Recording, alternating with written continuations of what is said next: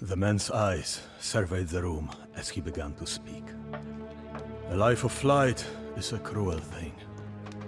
I have seen numerous battles and escaped the clutches of death too many times to count. Thousands of men once followed my call, but I am now without land, army, or title. All that I have left is my quest for vengeance. Precious time passes as I speak, so I will be blunt.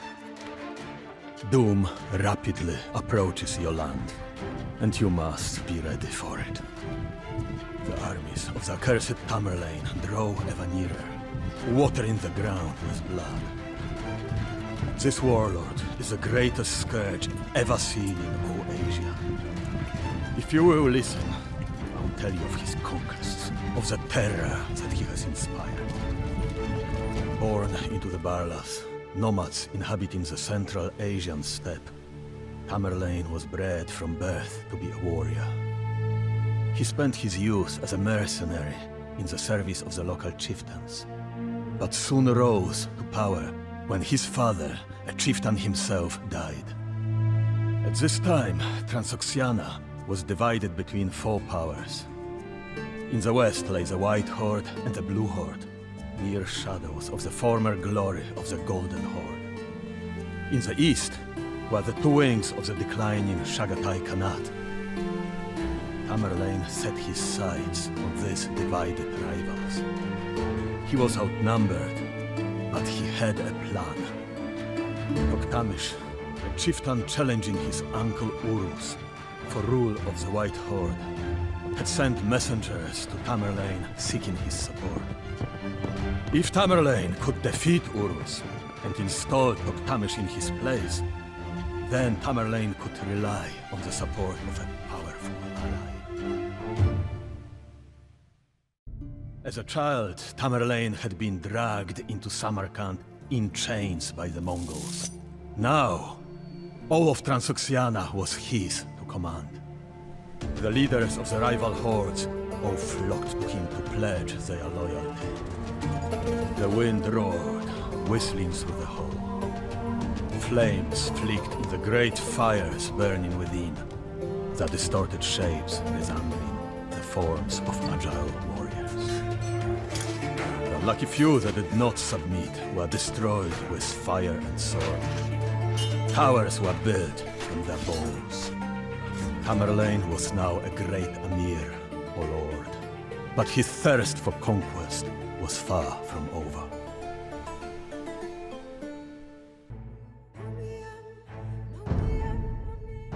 Convinced that my guest knew a great deal about this Tamerlane, I asked him for more insight. I had heard that Tamerlane had been maimed by arrow wounds to his hand and leg. How could his armies accept a lame man as their leader? A fair question, he answered. It is said that Tamerlane and his fellow tribesmen agreed to decide who would lead them by a foot race. Although Tamerlane's men ran more swiftly, he cast his cap onto the stake marking their goal, and thus won the race. This man seemed cunning as a fox, a dangerous adversary for any commander. I asked my guest to continue his tale. Tamerlane gazed southwest to Persia, a land torn by strife ever since the fall of the Ilkhanate. Persia was vast, its terrain a challenge to any ambitious conqueror. It would not be easy to take. Tamerlane, however, could count on the support of his ally Toktamish, who had reunified the Golden Horde. Together, they would ride down the squabbling Persian kingdoms. Toktamish's betrayal brought Tamerlane to a rare burst of fury. The man that he had regarded as a son, for whom he had sweated and bled, had stabbed him in the back. Tamerlane was forced to halt the Persian campaign to cope with this treachery. Thousands of battle-hardened cavalrymen ceased their pillaging and thundered northwest through the steppe to the lands of the Golden Horde and its allies in Russia. As if foreshadowing the tale to come, the snow of early spring began to fall outside. Winters lasted a long time in these parts, and even the nobles in the hall, clad in their furs, shivered. Tamerlane's vengeance was fearsome to behold, the man whispered.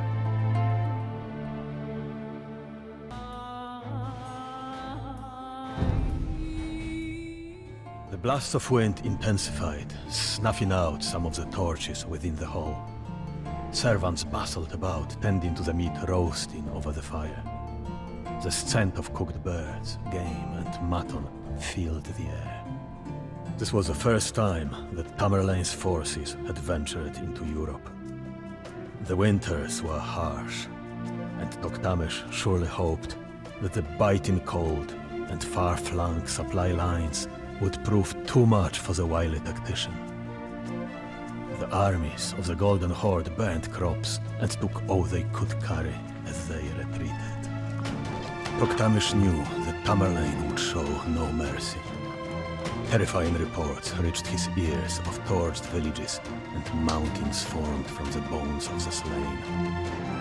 Wherever Tamerlane went, it seemed that flock of carrion birds were never far behind. Entire towns surrendered upon hearing of the brutal destruction of one of their neighbors. Toktamish had no choice but to engage the rampaging forces of his enemy. The armies met near the banks of the Kondarcha River sometime during the early weeks of the summer.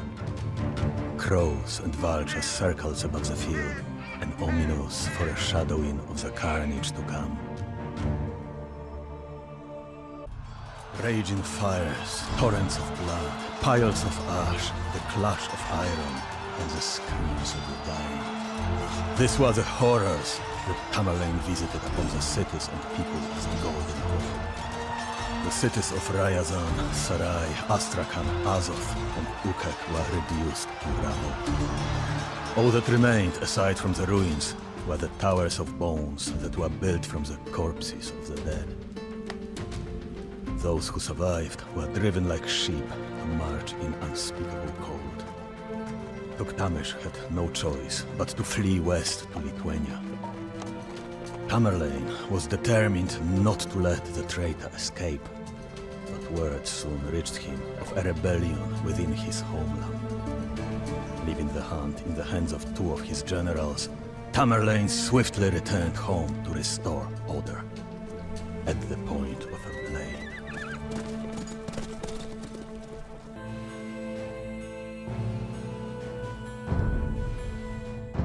Listening to the stories of the stranger had stirred our appetites, and we eagerly began to devour our meal.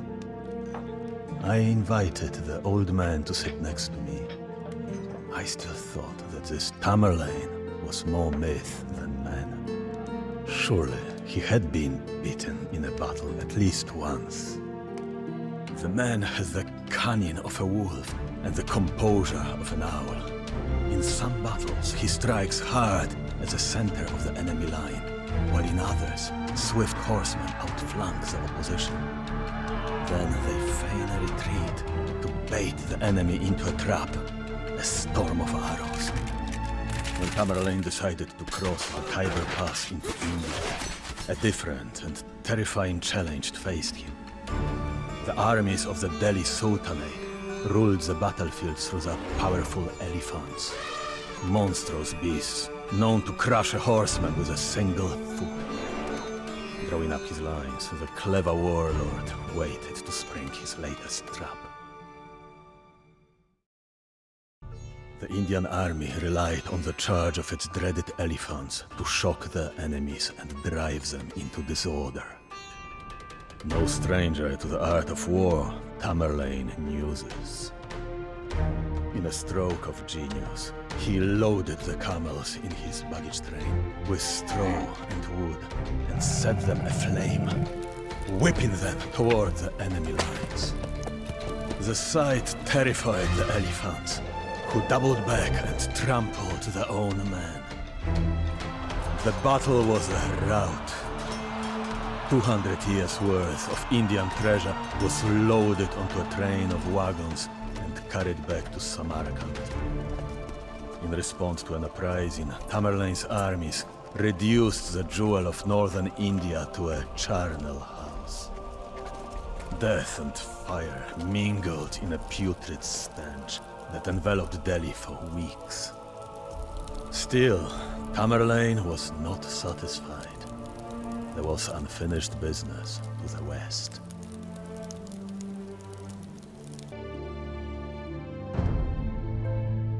Silence gripped the court as the narrative evoked fear and awe.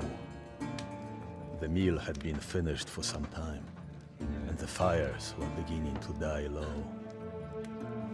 If Tamerlane turned west, he surely would have collided with the mighty Ottoman Empire.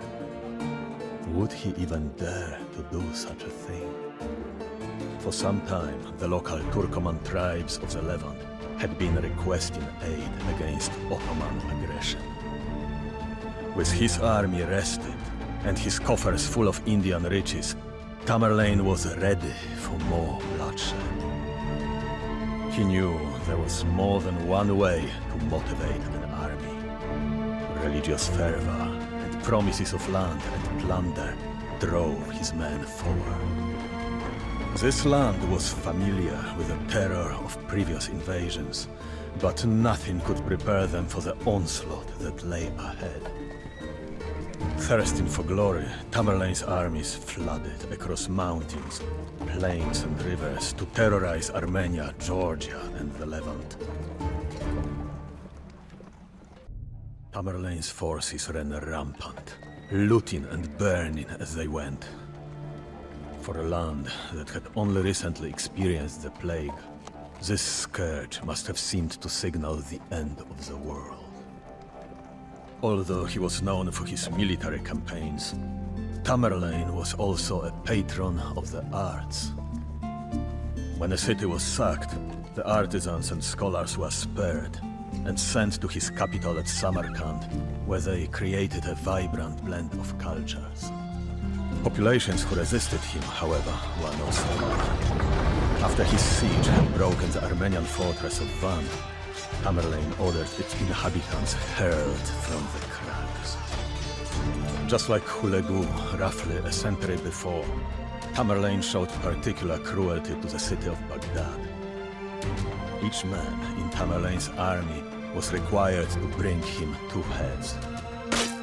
The warriors slaughtered the population of the city, then slew the prisoners they had brought with them.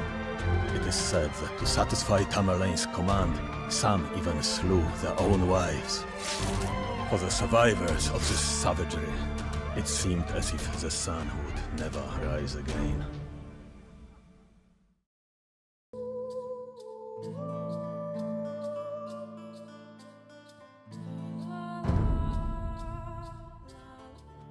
The relationship between Tamerlane and the Ottoman Sultan Bayezid was one of great enmity. The two of them had been exchanging scathing letters for years. Finally, Tamerlane had the opportunity to crush his rival, whose armies were weary from wars in Byzantium and Hungary. Even so, the Ottoman Empire was no trifling opponent, its army driven by intrepid leadership and the power of its Janissaries. The Ottoman force marching to meet Tamerlane was large, but divided. Turks, Serbs, Tatars, and various other vassals all contributed troops to this powerful yet volatile force.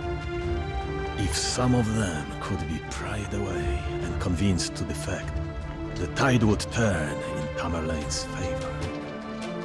This would be his greatest test yet. The fate of 2 empires hung in the balance. The Battle of Ankara was a catastrophe for the Ottomans. Never before had they suffered the disgrace of having their Sultan captured in battle. Turning his armies around, Tamerlane left Anatolia in chaos. It is only a matter of time before he seeks another victim. The man ended his tale on that foreboding note. I realized that I had to prepare my kingdom lest my lands appear ripe for the picking. I ordered everyone to retire to their quarters. We would discuss this new danger in the morning with clear and ready minds. Suddenly, the doors burst open, and a servant rushed towards me. Sire, a messenger from the Waldrod called Tamerlane is here to speak to you. He claims that you are harboring someone of interest to him. I turned to the old man who had not heard the messenger and asked for his name. His weary, dark eyes met mine, and he answered in a grim voice. I am Toktamish Khan, of the blood of Genghis Khan, and the rightful ruler of the Golden Horde. Landless and friendless, all I have left is my death.